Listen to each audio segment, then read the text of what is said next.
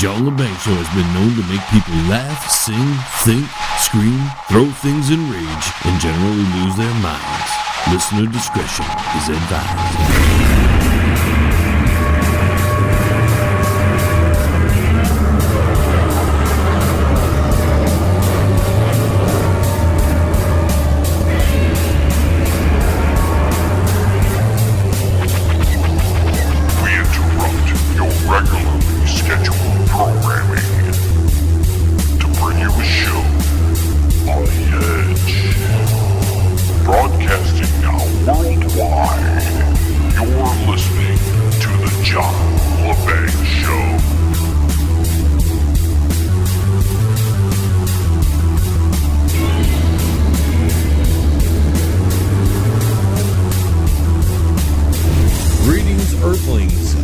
Media. This week's second hour of the John LeBang Show is coming to you right now. Welcome back, folks, after that short break. If you're on one of those stations that play the John LeBang Show back-to-back, both hours. If you're not on one of those stations, then you're hearing us either the next day, a couple days later, whatever. But rest assured, we're going to keep the continuity going here. First and foremost, before we get back to our interview and talk with our good friend, Mr. Derek Shelmerdine, I want to acknowledge the fact and say thank you to everybody out there for just supporting the John LeBang Show. In between the first and second hour here, I was looking at the numbers and the website. Just the website alone is cranking. We're about 4 times our normal visitorship on the website. Just in the last day, in the last few hours, the numbers have just skyrocketed. And, it makes me a little giddy. It's one of those things where you're doing the right thing, right? You're getting behind the right, you had a good plan, and you did it, you implemented it, and you set it forth into the world, and you said, okay, this is a good plan, let's see if it catches on. And then, boom, it's a little amazing how many people are coming to the website just in the last few hours. So, but that's because, ladies and gentlemen, I've expanded the show since we began all those long years ago to where now we cover a little bit of everything. We haven't focused on one specific topic. We could talk about all the news like we normally do, but the show has evolved, and it continues to evolve as time goes along. I remember at the beginning of the year, people were like, man, your show's kicking butt, and that's because you're talking about politics, and politics are really hot right now. Well, as this year, moved along, I continued to cover the things that happened up in Washington, D.C., and the political arena that we're, forced to live with. But I've diverged tremendously into other worlds, other dimensions of the radio market, so to speak. And because even though it was hot at the time, and I knew it was hot at the time, and I didn't do it because it was hot, I did it because it was important. But I also recognize that I can't continue to talk about one subject or two things every single episode of this broadcast. I always thought the best course of action was just to tackle your dream, just to go for it. You get an idea and you just do it, right? You did that. I never thought it was that hard. Apparently to other people it's not that easy to come up with an idea and then to put it in play. I had an idea this past week. It was just a random, hey, let's do this. Let's see what can happen. Here you go. Here's my idea, everybody. Bloom. What do you think? And it's turning out to be a good move. A lot of people are participating in the in it all, and I'm like I said, I just wanted to thank everybody because it's really important that what I'm trying to do, and that's trying to help some independent artists out there, because I'm tired of the mainstream media.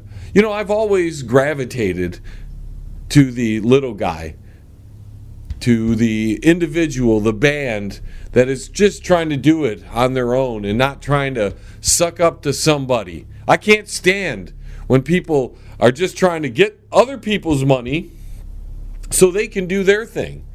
I always hated that. You know, I didn't like the idea of indentured servitude, if that's a word. I don't know if that's a word. I make things up here sometimes on the John LeBang Show as far as words are concerned. When we're bringing you facts, of course, you know, I bring you as much information as I can find, and I let you determine what the hell you determine. And maybe you find some other facts, and people send me stuff every once in a while, and I add that to the research there. But where I was going was I'm amazed that so many people have gotten behind my latest plan. This, I don't want to even say it. You guys know what I've done. If you don't know what I've done, check out my website, check out my Facebook page. You'll know what I've done. I'm not going to brag about it just yet. It's going well, though, ladies and gentlemen. Holy crap, it's going well. But that's because what I'm doing is helping others who are struggling for attention. You know, there's so many people out there that when they search out their escape from everyday life, whether it be an hour or 2 hours or 3 hours, whether, you know, they search out their sources of information, their news and all that, they go directly to these mainstream media outlets. They continually do it, even though there's been so much, but that's because they don't listen to us, but here in the alternative media, we've shown how bad the mainstream media is. I mean, we've got the Harvey Schmeckel up there and all that kind of thing in the mainstream media. People continue to go and watch the Hollywood stuff. They continue to see how the mainstream media has fabricated things, and they still go and look at them for their first source of information. So, and it's because people only have so much time, so they go to sources they know. But they're overlooking so many incredible, whether it be musical artists, whether it be talented radio presenters or whoever, even independent TV shows and whatever it might be. They overlook all this. Even if it's their friend, they skip over it. It doesn't matter. And when somebody shows an interest in what they're doing and wants to give them some kind of credit for doing it, they eat it up, folks. They eat it up. And I can't believe there's not more people out there trying to help these groups out, trying to help them succeed so they can be the big rock star.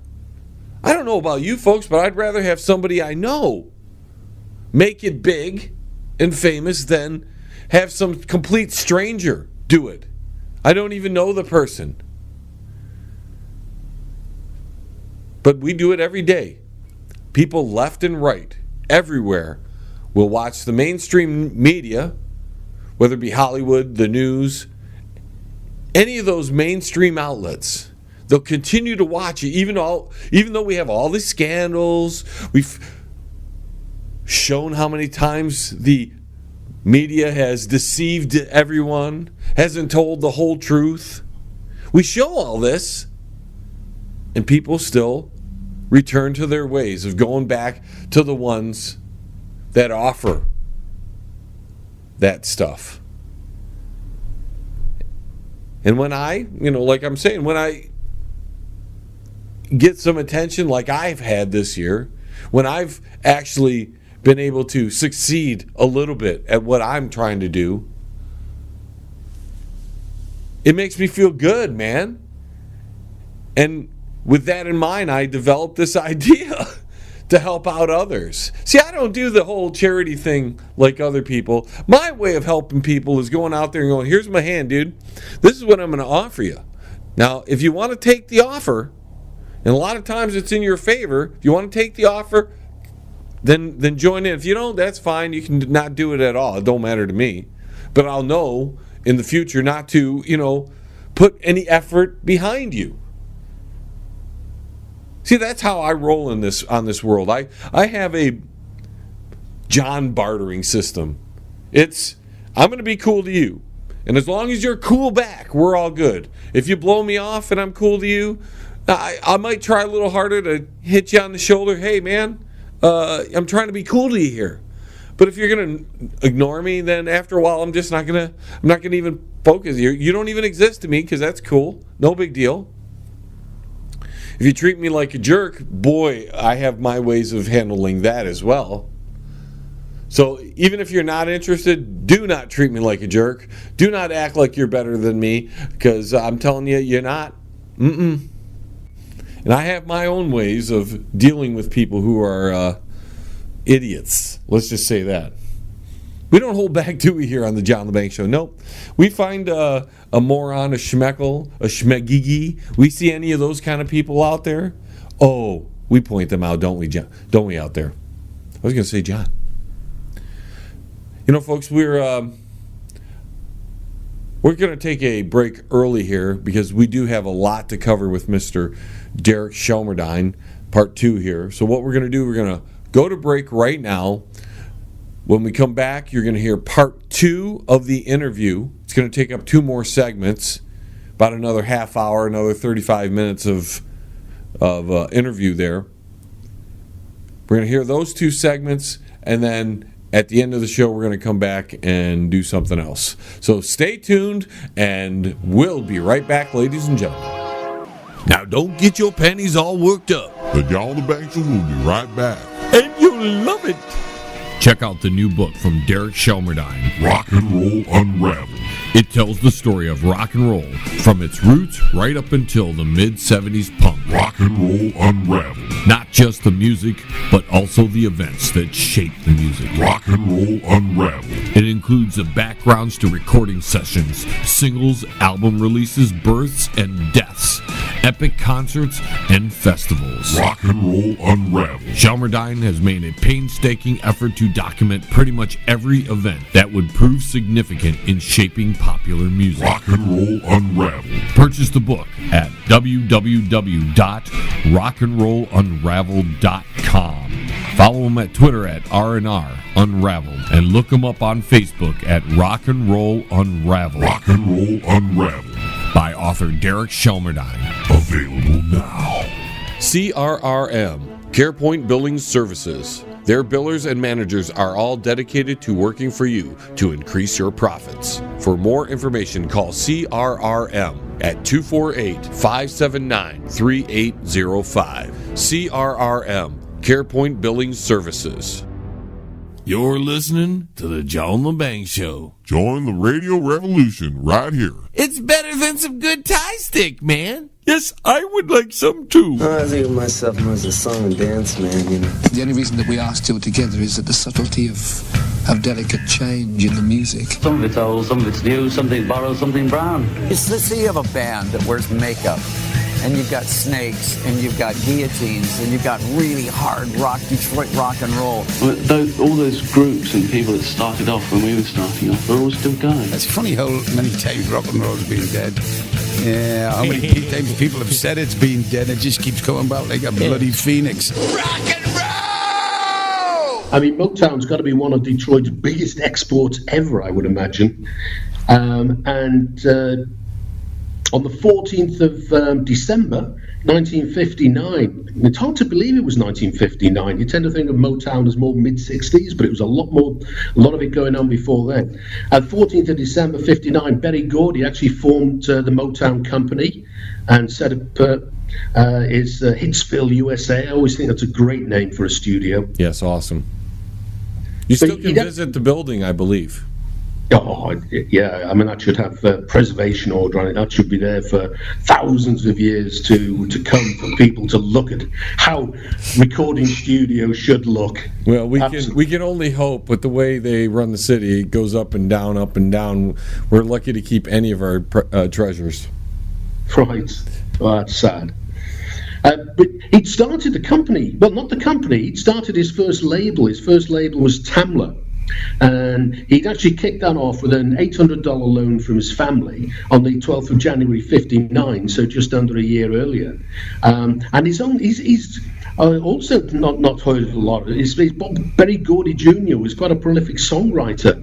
He wrote a lot of Jackie Wilson's early hits, and he wrote Rick Petite in particular. So, the money from that helped him form Tamla. The success he had over the next 12 months enabled him to actually then form Motown. And in the UK, all of that stuff was released on a label called Tamla Motown. So he combined the two for his UK releases. But I mean, 59, the first sort of partial release on Motown was The Miracles, Bad Girl.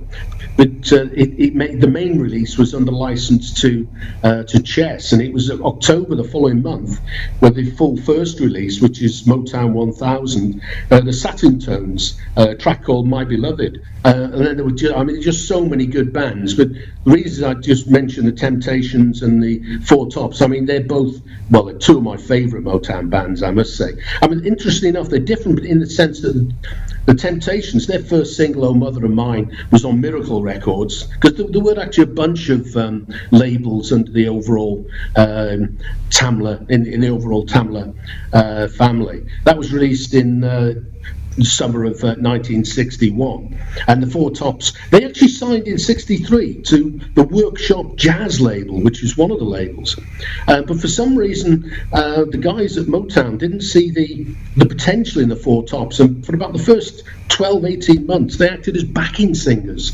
So on some of those early Supremes and Martha and the Vandellas tracks, the likelihood is that the Four Tops, in all or part, are providing backing vocals. And they changed their name from the Four Ames to avoid confusion with the Ames brothers. But it was the middle of 1964 when they were given Baby I Need Your Loving to record under their own name of the Four Tops, and the rest is just, as they say, history. But interestingly enough, again, both of those bands, Temptations and Four Tops, came very much from a doo-wop background. And Tamla was really, I think, one of the labels that really transitioned doo-wop R&B into soul music in the early middle 60s. I think it's a very important label, I think, Motown, in the great scheme of things. Yeah, because I mean, it brought out all kinds of music that you wouldn't have heard, because they were kind of directing their music in a certain way. They didn't carry out. They weren't looking for any other kinds of music. They focused on a certain style, pretty much, right? That's right. Oh, absolutely. I mean, very distinctive. I mean, it's a bit like Phil Spector. You can recognize a Phil Spector song. And the same with Motown, you can tend to recognize the Motown, and that's probably because they both had their own series of session musicians, an in-house band, basically. Right. So they had people who really were used to playing together, very, very tasty musicians, very, very tight. They both had in-house songwriters, although Spector did contribute quite a bit to the songwriting elements. Right, but when you add all those together, that's why that Motown sound has a particular feel, is because you had a certain group of musicians who knew how to play with each other, and you had writers that they worked with constantly, so you develop a style. Absolutely. Yeah. Absolutely. If you take that, the regular musicians, regular producer, regular arrangers, you are going to get the best out of the artists. Mm-hmm. And what's really great is you can actually see, if you're lucky enough to be in America, you're going to be able to catch the Temptations and the Four Tops together at a bunch of dates from November through to May next year. The Temptations the Four Tops aren't on all of the gigs. Some are just the Temptations, but a large proportion of the dates given for that tour are the Temptations and the Four Tops. That would be a brilliant night out. Oh yeah, especially if you're into all that early music like that. Just, I mean, it'd be great to take your wife out and just have a great time listening to some of the greatest groups. And who knows how long these guys are going to be able to perform? Because, I mean, you're talking, they came out early 60s, and they were, what, 20 at the time? So just let's add in all the time there. They're not young chickens anymore. Get out there and see them.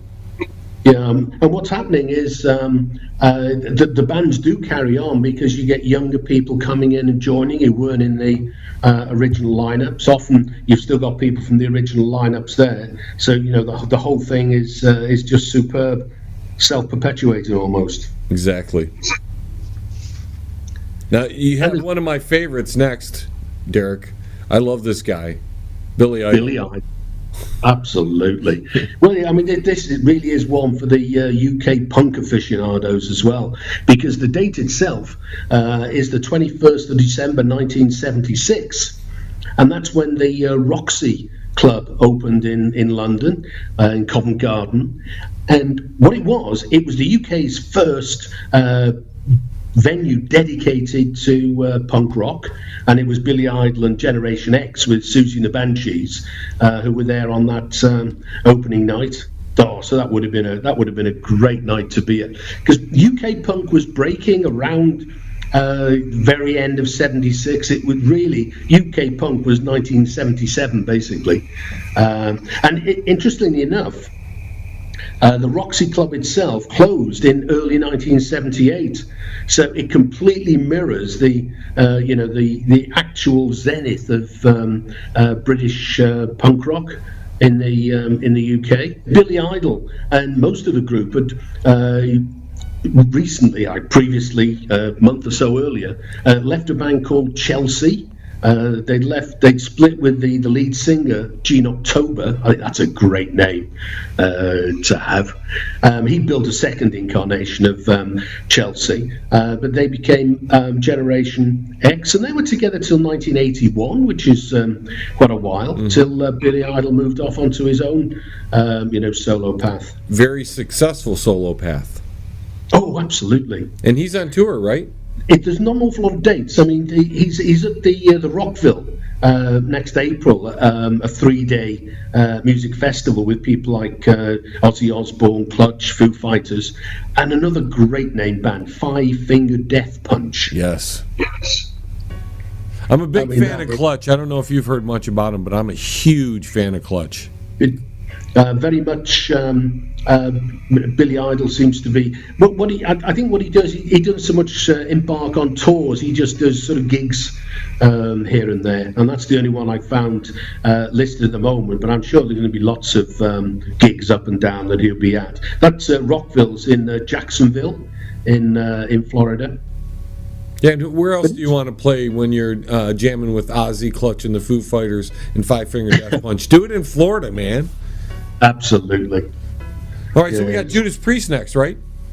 Yeah, but there's this an interesting one. On the 23rd of December 1985, they found themselves with a lawsuit after a couple of fans had committed suicide. Ooh. Back in 1978, they'd released an album called Stained Glass, and a couple of guys decided, a guy called Raymond Belknap and James Vance decided they'd have a suicide pact with shotguns, and Belknap succeeded, but Vance only succeeded in blowing away the bottom half of his face, which is not a good thing. And the parents blamed Judas Priest and CBS, the record company, and they reckon there were subliminal messages that said, do it, do it, do it. In a track, they did a cover of Spooky Tooth's "Better By You, Better Than Me," brilliant song, and that was the song that was singled out.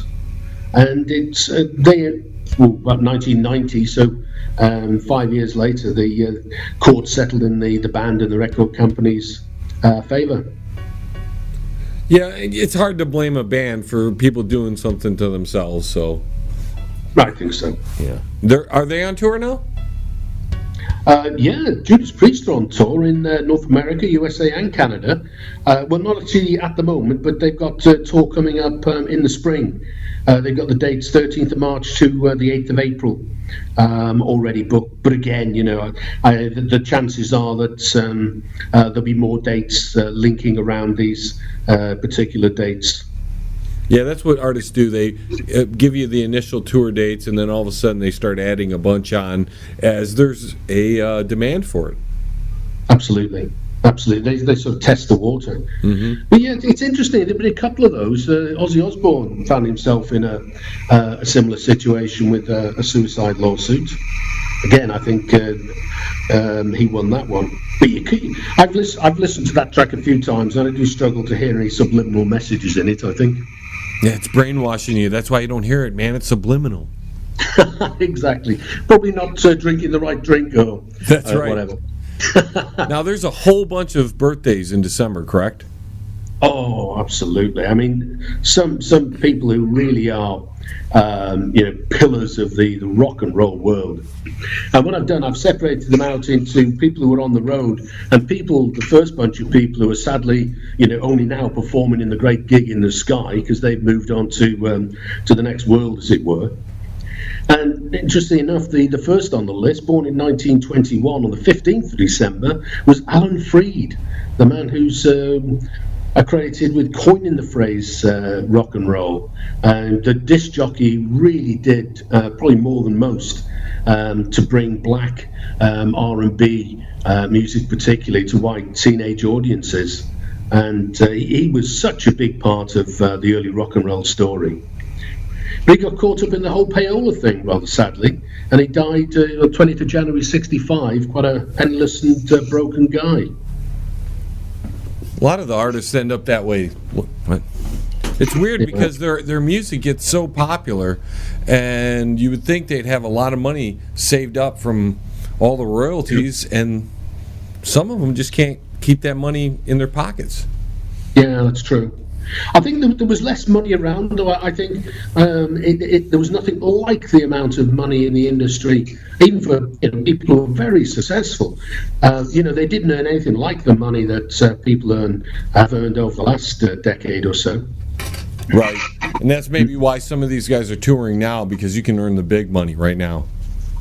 Well, exactly. I mean, what's interesting is just about, and what becomes more and more evident the more you look at, who was doing what back in the day and who's on tour, and pretty much if people are still around and capable, they are touring, or their bands are touring. All right, folks, we're going to have to take our half-hour break here, and on the other side of this, we'll continue with part 2 of our interview with author and rock and roll historian, Mr. Derek Shelmerdine.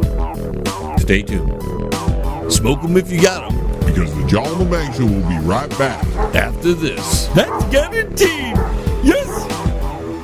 If you are elderly, disabled, receiving SSI or Medicaid, and you have a medical need or require assistance with daily housework, shopping, grooming, medication, you may qualify for housekeeping at no cost. Call now. VIP Home Healthcare, 248-579-3805. VIP Home Healthcare, there when you need them. That's 248-579-3805. And I'd like to welcome our new sponsor, Pane in the Glass, commercial and residential window cleaning. For a beautiful, sparkling shine that's crystal clear, call Pane in the Glass Window Cleaning. You can find them on Facebook at Pane in the Glass. Hey, man, it's at the bottom of the hour, man. Do you know where your kids are, man?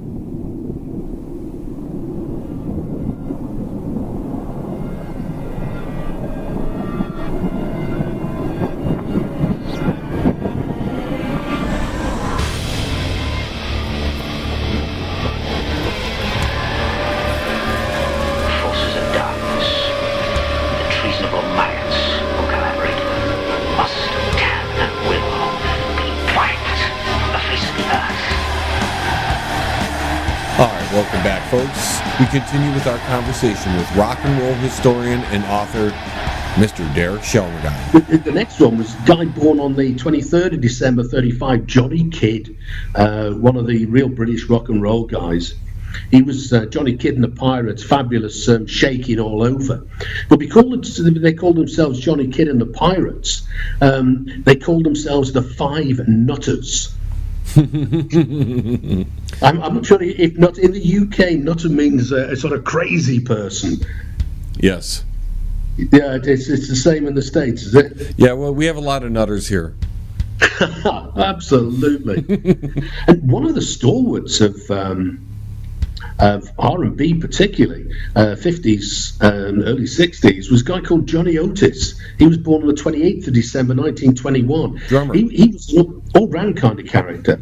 He was a drummer, band leader. He was a talent scout, discovered all kinds of people, a producer. And one of the great things about him was he was a club owner.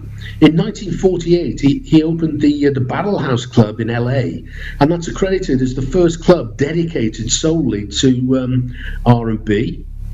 And in the UK in the early 60s, or late 50s, it might have been, Alexis Corner opened an R&B club as well, and they called it the Battle House as a tip of the cap to Johnny Otis. Interesting. They all started because they're all Canadian, apart from one of the guys in the band. And Ronnie Hawkins, interesting enough, was American, Arkansas, I think, and he went up to relocated to Canada and became one of the sort of godfathers of rockabilly, and he amassed the Hawks around him.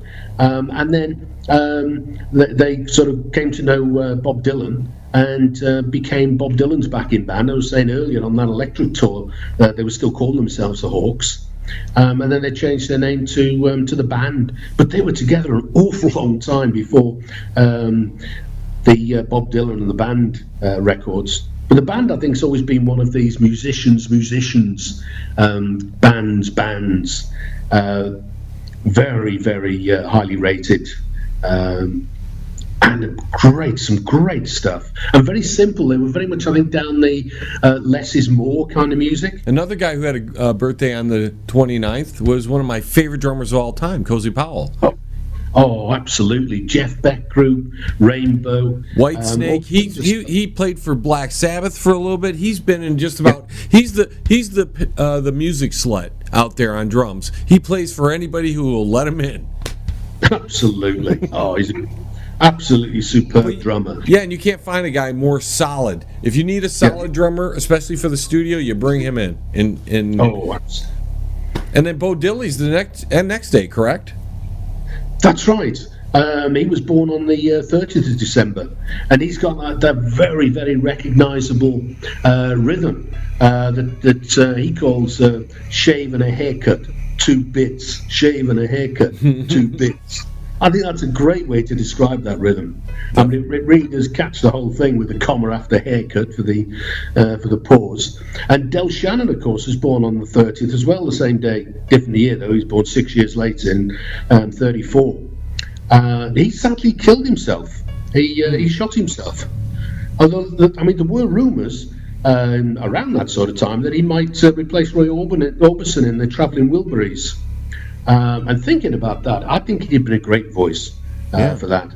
Yeah, because that was a band that needed a great voice to meld with all the other voices that were, and they were all distinct, but they all worked well together. Oh, absolutely.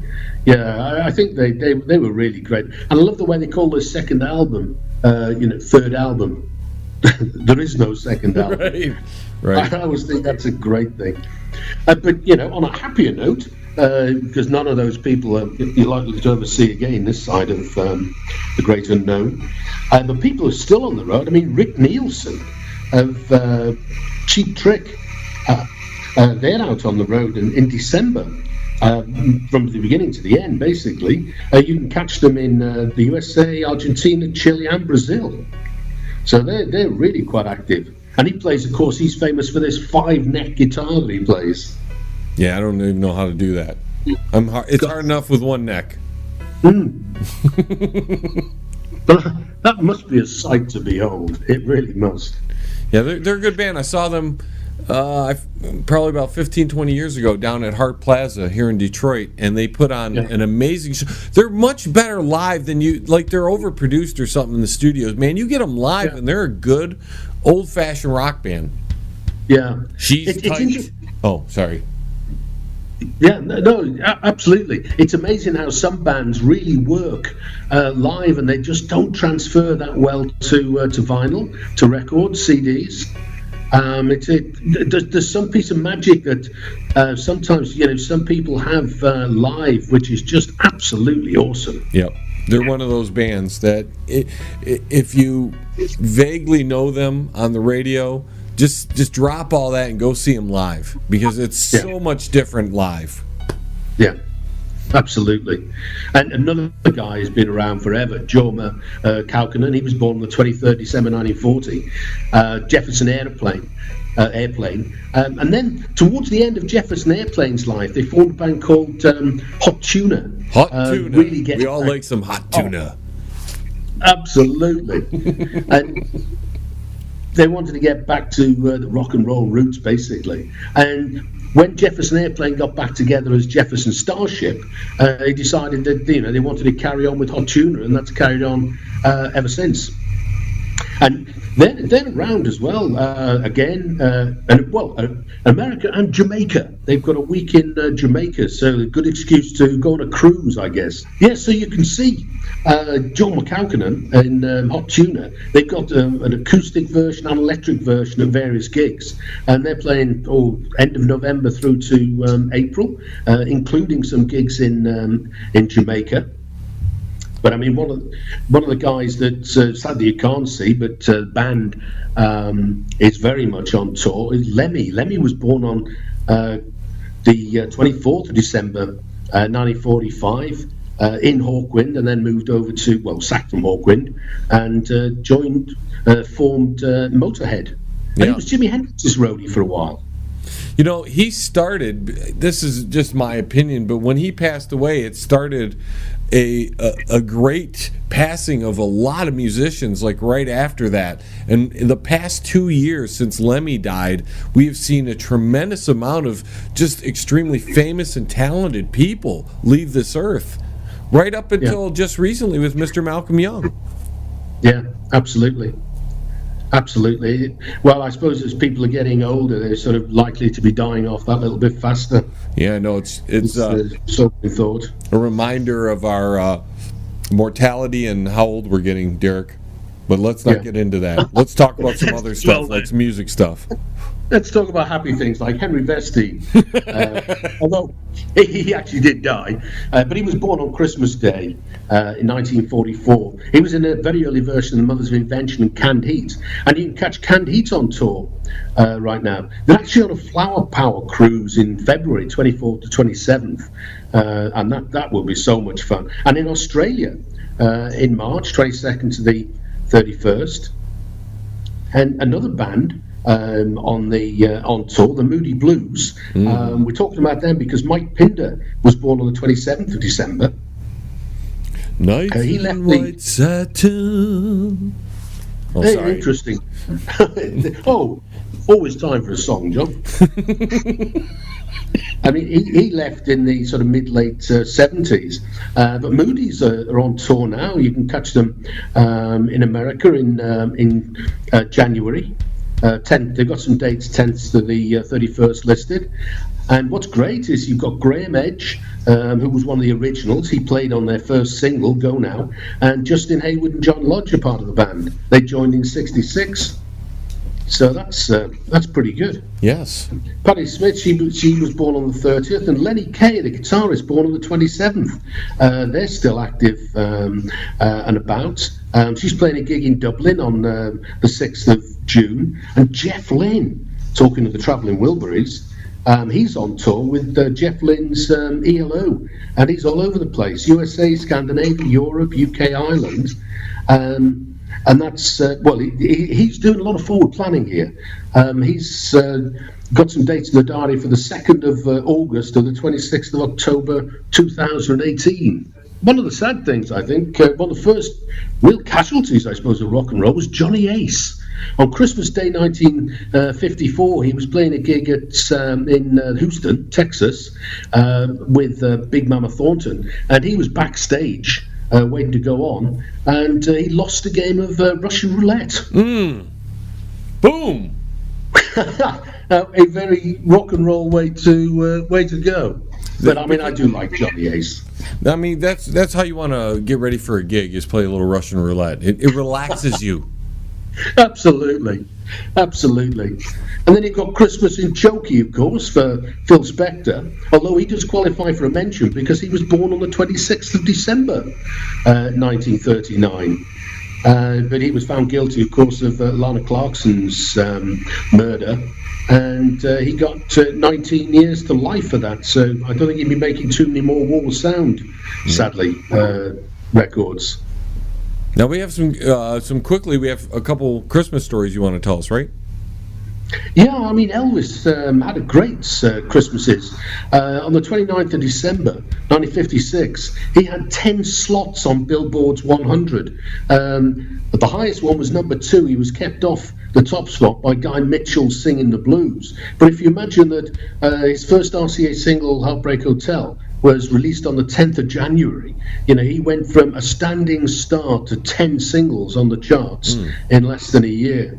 Well, one of the stories I love is in 21st December 1970, he had a meeting with Richard Nixon because he wanted to become a drug enforcement officer.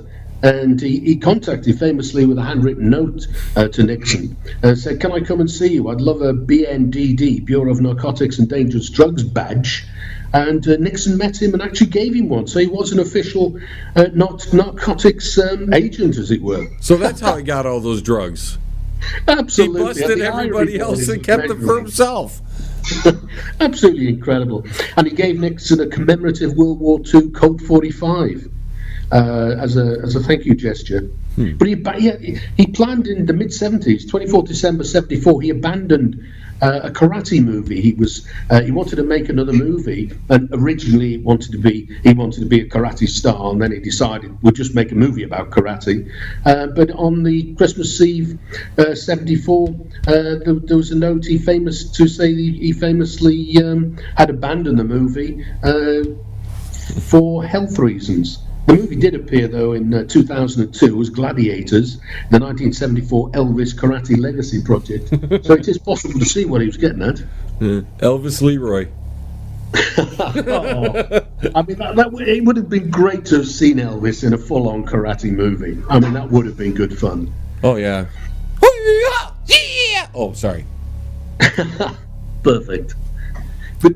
But Pete Townshend's swinging arm motion was born on the 22nd December 1963. The big guitar motion there, the big strums, jing, jing, that thing you're talking about? Absolutely, with the arms right at the top and then wow, down it comes. Well, he nicked that off Keith Richards of the Rolling Stones. Before they were called The Who, they were called Detours, and they were supporting the Stones in London. And Pete Townsend was standing in the wings just as the Stones were about to start, and he saw Keith Richards stretch his arm really high above his head and then bring it down as the curtains opened, and Townsend thought, "Oh, we'll have a bit of that." And probably the most famous guitarist playing action in rock and roll history was born that night. And Keith Richards was just probably trying to climb up a tree or something. Yeah, he was probably looking for a coconut tree to hang on to just before the show started. But that was when Doug Sandham was still with The Who. Keith Moon was a few months off auditioning for them. Now look how influential I was going to say, look at how influential Keith Richards is. He plays bass with John Lennon, and then he influences Pete Townsend, his big guitar swing. Absolutely. And the guy's still alive. He's going to outlive all of us.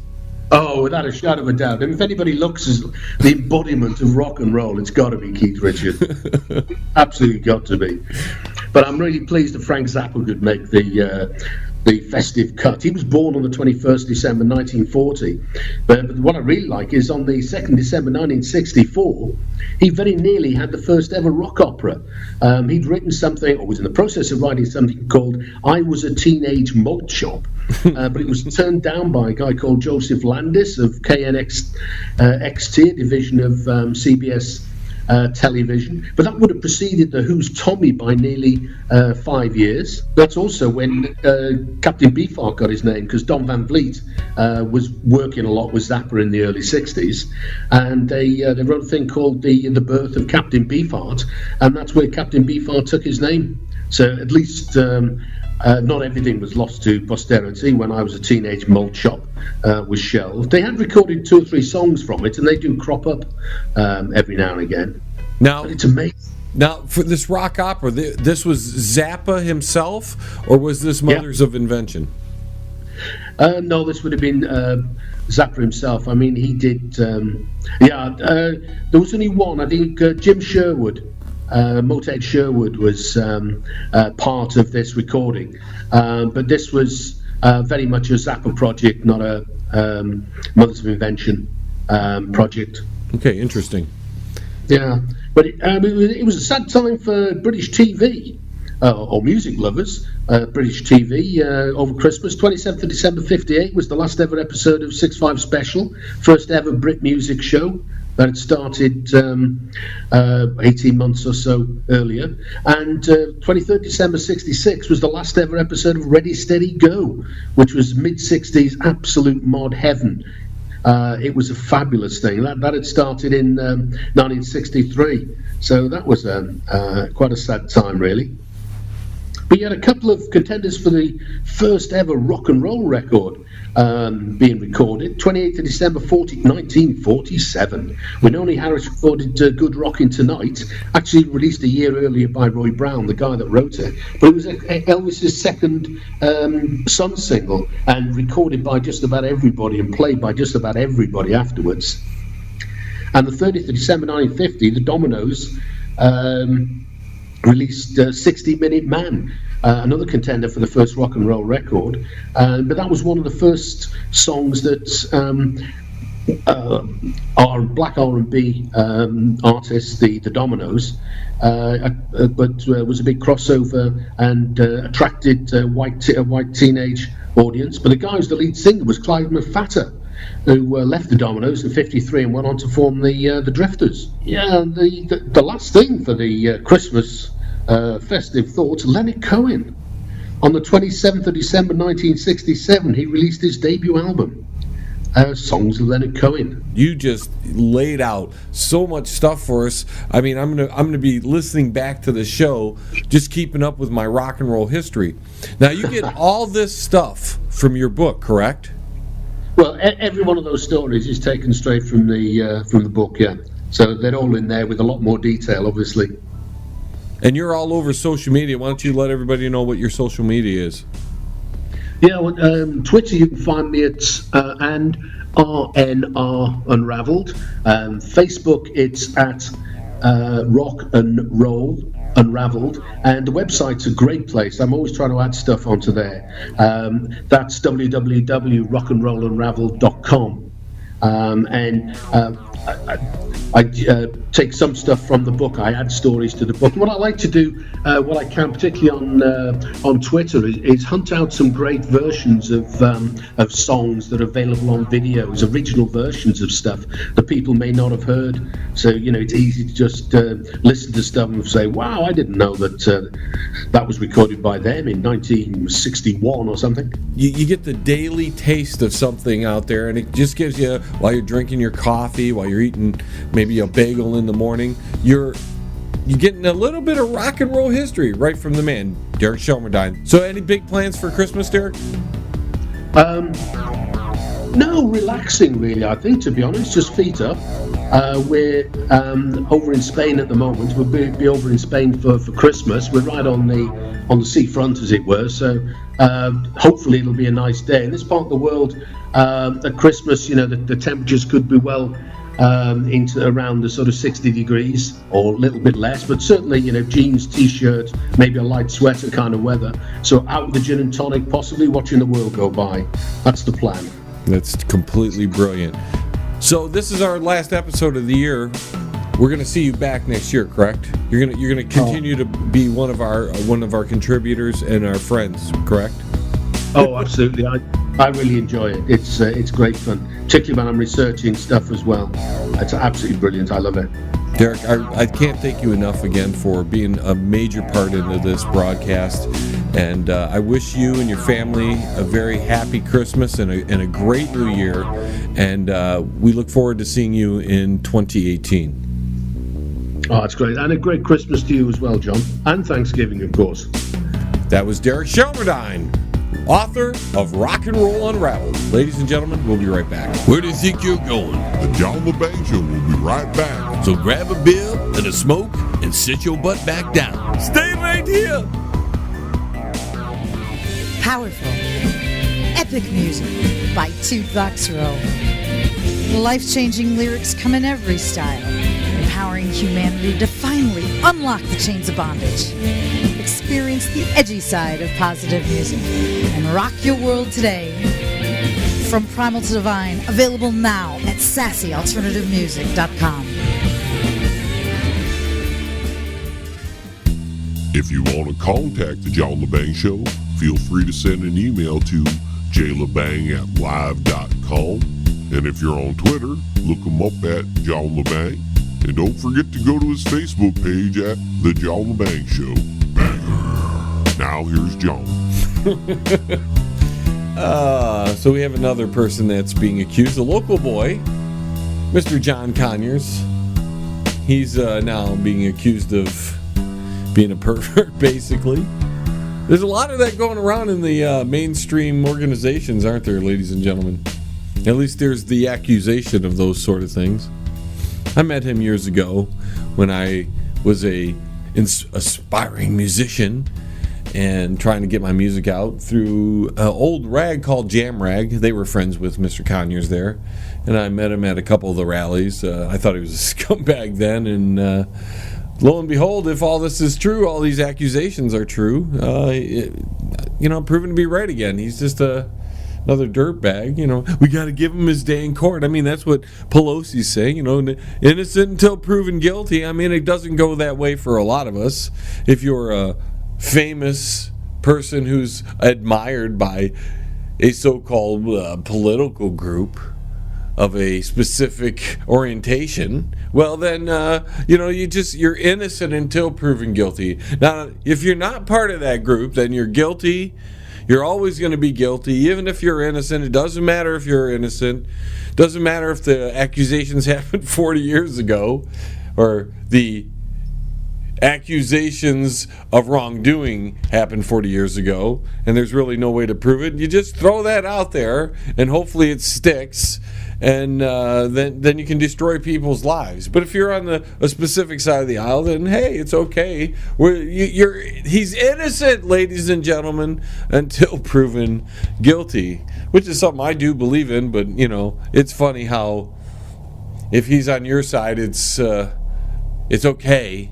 Or it's at least, don't accuse him. Let's wait till the evidence come out. And if he's not on your side, then it's guilty, always will be guilty. This duality that we have and that people engage in just it's curious to me. So as we're running down the clock here, ladies and gentlemen, we only have a few minutes left before we're out of here. I wanted to just express to you here in the last few moments my deep appreciation for the time you have given me this year and the help. And I've done that a little too much probably over the last few weeks, is thank people and give people credit for helping me out along the way. But it's been a good year.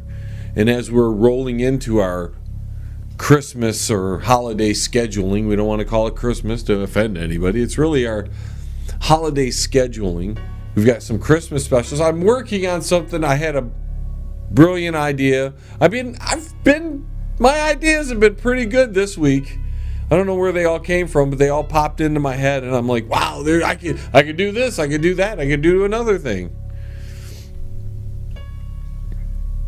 So what I'm saying is that we're going to have specific things available over the next month for you to listen to, and occasionally I'll probably stop in to give you my 2 cents, my opinions, my insight on things that may be happening.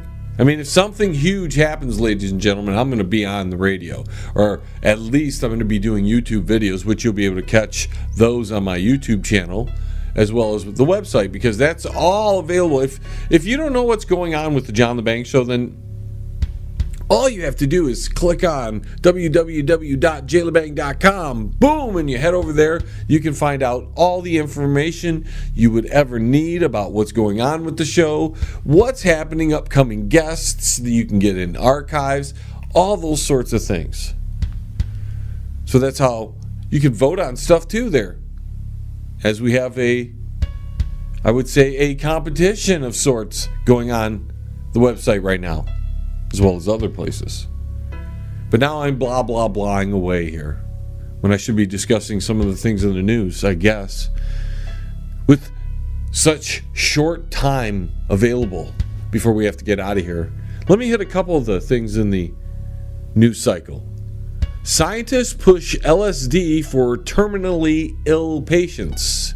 CIA used these kind of drugs to experiment on people. So now what are they going to do? They're going to use this as they're going to call it, we're trying to be humane. But are they really going to be seeing the effects of this? They're going to be testing it out on these terminally ill patients? Things never go how it's ever explained to us. It's never going to be for some nefarious thing at all, ladies and gentlemen. We're just doing it for research purposes. And then we find out down the line that something dirty was happening. Let's see, what do we have? Robot citizen wants a baby. Yes, that's right, ladies and gentlemen. Now that we're granting robots citizenship, they're going to want to have babies. And you know what's fascinating about the entire thing, ladies and gentlemen, is that there's a robot that people are gathering around, asking it questions, talking to it as if it is a real sentient being. They're interviewing it. They're wanting to know what it wants. It's a toy some group of people created. It's an adult toy. Maybe it's sophisticated. Maybe it's intelligent. But it's just a toy. We put it together. It is not some sentient being. It should not be interviewed. Lord, our race has lost their mind. What about the two guys that were caught having sex in public right there on a street platform in Melbourne? I mean, we're gone. Two guys decided that they'd carry a pot plant around, dance around it, strip off their clothes, and have their fun right there in public. Every day, ladies and gentlemen, I point out how crazy the world has gotten. Will it ever be fixed? I don't know, folks, but we've got to get out of here. That's right, ladies and gentlemen, we're up against the end of another 60 minutes of the John LeBang Show. I really want to thank all of our affiliate stations for allowing the John LeBang Show to be part of their networks. If you have any questions for the John LeBang Show, you can email us at jlebang@live.com. You can go to our website, that's www.jlebang.com, to find out more information about what the John LeBang Show is about, what we're doing here. And finally, ladies and gentlemen, I want to thank you in closing. Without you coming every week, supporting the show, sharing the information, the John LeBang Show wouldn't be growing the way it is. So I deeply appreciate it. Thank you so much. Have a happy holiday, everybody. And until the vibrations of my vocal cords reach your ears again, this is John LeBang signing off from the Banger Studios. See you soon. 1. We have liftoff. Tune in again next week. Same time, same space, same station.